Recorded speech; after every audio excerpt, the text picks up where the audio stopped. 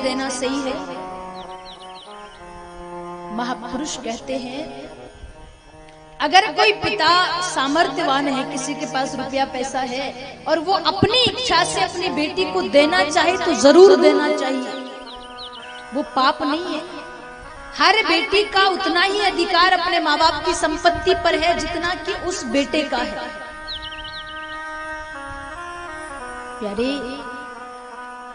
मैं निवेदन करूं, एक समय आने पर तुम्हारे बेटे तो तुम्हारी संपत्ति बांटेंगे, बेटियां संपत्ति नहीं बांटती, बेटियां तो माँ बाप की विपत्ति बांटने का काम करती है, माँ बाप का दुख बांटने का काम करती है। जितना हो सके, अगर संभव है देना तो दीजिए, नहीं है तो कोई बात नहीं।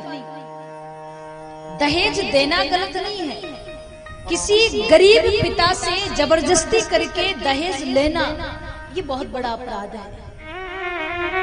महापुरुष कहते हैं कि जिस घर से दहेज की मांग हो रही हो उस घर में तो रिश्ता करना ही नहीं चाहिए।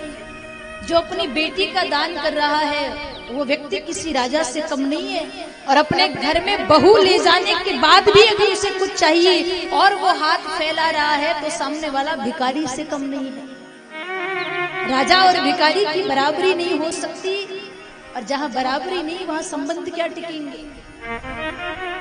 अगर कोई गरीब है तो उसे प्रताड़ित मत करिए दहेज के लिए।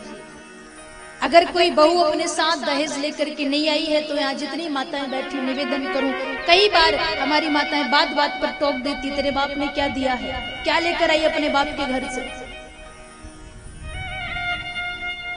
संत कहते प्यारे, जिस प्रकार आपकी बेटी आपको प्यारी है वैसे ही आपकी बहू भी किसी की बहुत लाडली है। उसके साथ वैसे ही व्यवहार करिए जैसा आपकी बेटी के साथ आप करना चाहते हैं। अगर आपकी बहू कोई काम करना नहीं जानती है तो उसे वो काम आप सिखा दीजिए। आपकी बेटी को भी तो आपने काम करना सिखाया होगा। अगर आपकी बहू कोई गलती करती है तो पड़ोस में जाकर के प्रवचन मत सुनाइए कि मेरी बहू ने ये बिगाड़ा कर दिया। आपकी बहू ने गलती करी है तो आप उसे समझाइए, क्योंकि सुधरना आपकी बहू को है, आपकी पड़ोसन को नहीं। अगर बहू गलती करे तो बहू को समझाओ, बहू को डांटो, आपका अधिकार है, पर पड़ोस में जाकर के अपने घर की बातों को अपनी कमजोरी मत बनने दो। जो अपने घर की बातें बाहर जाकर के सुनाती है उन माताओं से निवेदन करूं, एक समय आने पर जिनसे आप अपने दिल की बात कहती हैं ना, वही महिलाएं आपका फायदा उठाती हैं, फिर वो आपको बोलने भी नहीं देती। घर की बात घर की दहलीज के बाहर नहीं जाना चाहिए, ये प्रयास रखिए। आप कितने भी दुखी हो, अपने दुख को कभी पड़ोसन के सामने रो रो करके मत सुनाइए। आपके सामने वो सुनेगी रो करके, पर आपके जाने के बाद वो सुनाएगी हंस करके लोगों को। अगर आपकी बहू गलती करे, आपका बेटा कुछ करे तो उसे समझाइए। और एक निवेदन, अगर चाहती हो कि बहू बेटी बनकर के सेवा करे तो आप सास नहीं माँ बन करके रहिए। ये तो यहाँ जितनी सासू माएं बैठी हैं उनसे निवेदन, और दूसरा निवेदन यहाँ जितनी बहुरानियां बैठी है, जितनी मेरी बहनें बैठी हैं, अगर आप चाहती हैं कि हमें मायके में जितना लाड़ दुलार माँ बाप से मिला है उतना ही ससुराल में मिले, तो आप बहुरानी बन करके जाइए। पहले एक बार जब रिश्ता हो जाता था, एक बार फेरे हो जाते थे, तो हमारे सनातन का नियम है 7 फेरे हुए तो 7 जन्मों का बंधन तय हो गया। ये जो तलाक है, शादी टूटना, रिश्ते टूटना, ये हमारे सनातन में नहीं आता, ये तो विदेश की कुरीतियां हैं। आजकल आए दिन सुनने में आता है एक शादी टूट गई है, किसी ने तलाक दे दिया है। कारण क्या है?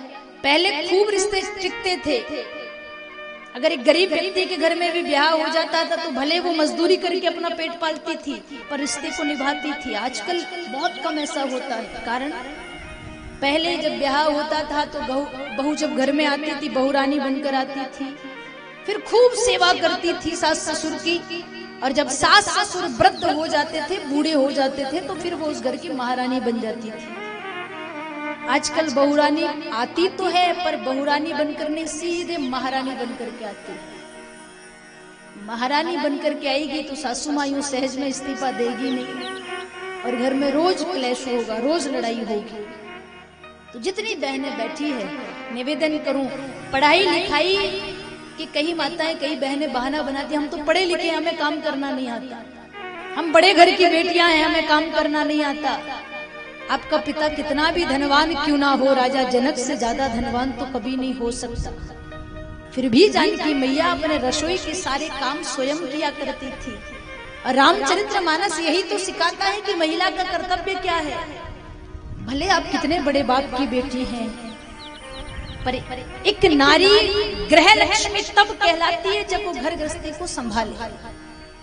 नौकरी करिए अच्छी बात है, पढ़े लिखे हो और अच्छी बात है, पर घर गृहस्थी को ठुकराइएगा मत। संत कहते हैं नौकरी करना बड़ी बात नहीं है, सास ससुर का प्रेम पाना बहुत बड़ी बात है, उनकी सेवा करिए। 2-4 साल एकदम बहरे बन करके रहिए, कोई कुछ भी कहे इग्नोर कर दीजिए, तब जाकर के आपका गृहस्थ जीवन बसेगा, तब जाकर के आपकी गृहस्थी में सुख आएगा।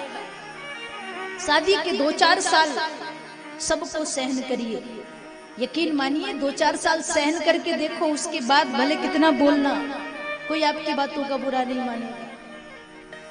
ये जीवन बार बार नहीं मिलता। आज यहाँ से शादी तोड़ करके दूसरी जगह रिश्ता जोड़ दिया, ये हमारा सनातन नहीं कहता, ये हमारे पुराण नहीं कहते, ये हमारे शास्त्र नहीं कहते।